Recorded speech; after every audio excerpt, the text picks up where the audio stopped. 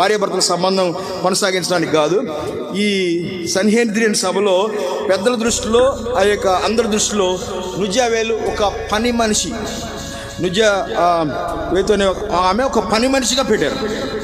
ఇది స్టోరీ కొంతకాలం సవ్యంగానే జరిగింది. తర్వాత ఒక రోజున ఒక దినాన్ని రహస్యంగా నుజ్జావేతును ఎప్పుడైతే కలుసుకుంటాడో హిస్టరీ ఏం చెప్తుంటే ఆమె గర్భవతి అయింది. అప్పుడు తనకున్న ముందు పుట్టిన 7 నా తల్లి ఇలాగా పాపం వల్ల, వ్యభిచారం వల్ల గర్భం ధరించింది కనుక ఆమెను రాళ్లతో కొట్టి చంపాలి ధర్మశాస్త్ర ప్రకారం, కానీ కుట్ర చేస్తున్నాం మనం హాయిగా గమనించాలి. అయితే కుమారులు కోపంతో ఎవరితోనూ ఆ యొక్క పాపం చేసింది, అందుకనే ఈ గర్భం ధరించింది, ఈమెను కొట్టి చంపాలి అనే ప్రయత్నం చేస్తున్నప్పుడు యెషయా అడ్డుపడతాడు. నో అలా చేయకూడదని ఆమెను తీసుకెళ్ళి దూరంగా రహస్య స్థలంలో ఆ బిడ్డను కనేదాకా అక్కడ రహస్య స్థలంలో ఉంచుతాడు. అది నేను రహస్యమందు నా తల్లి గర్భం ధరించిందంటే ఆ యొక్క ఈ విషయము యెషయా చెప్పుకోకూడదు, ఈమె కూడా చెప్పుకోవడానికి లేదు. ఎందుకంటే ఆ పదవి పోతుంది, ఆ యొక్క గౌరవం పోతుంది అన్నట్లుగా, తీసేస్తారన్నట్లుగా ఇద్దరు చెప్పుకోకుండా సీక్రెట్గా ఉంటారు.